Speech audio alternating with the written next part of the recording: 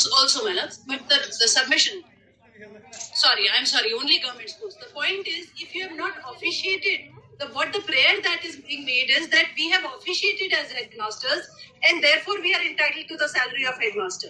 Now the rules do not have any prescription for it. Because you don't have regular headmasters. You're making these in charge. No, madam. Ad hoc arrangements. There is no ad hoc giving them in charge. We have not given them any in charge positions. We have not made them any officiating headmasters.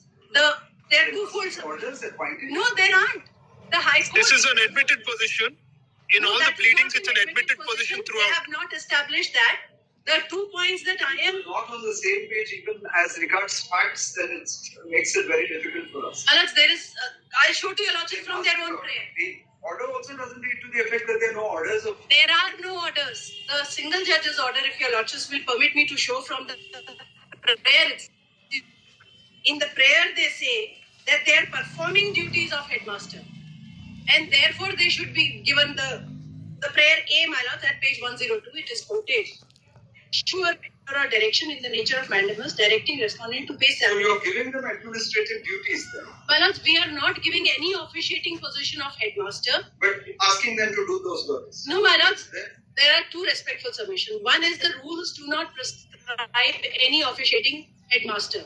The single judge and the division may... Your rules prescribe a school being run by a headmaster? That is prescribed in the RTE Act and the schedule to the RTE Act. When is the headmaster required then? To have over 150 students in classes 1 to 5 or over 100 classes 6 to 8. That's right. And according to the order that we read, these people seem to be running schools with more students than that.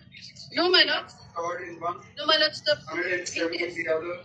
Kindly have page 54 for a moment. Your lordships noted the schedule of the RTE Act. But it's not the RTE Act. Use these services of these teachers. These are assistant teachers. Well, assistant teachers should use their services on the administrative side, whether you give them that designation or not. You're making them work as headmasters and you pay them the salary of a headmaster. Well, it is the submission of the state that neither have we put them in officiating positions, nor are we taking any additional administrative work from them. They are carrying out teaching duty and the teaching emoluments have been given to them. Page 79, para 8. Page 70. Page 79, para 8. They specifically para 6, para 6, not 8. Para 6. They specifically says if these people don't want to perform the functions that we are giving them, the next teacher will do. Either way, the state stand seems to be that we will not pay. Senior most teacher is entrusted the charge of headmaster. Because for the past not granted any ad hoc provision. So the senior most teacher is being asked to do. Exactly.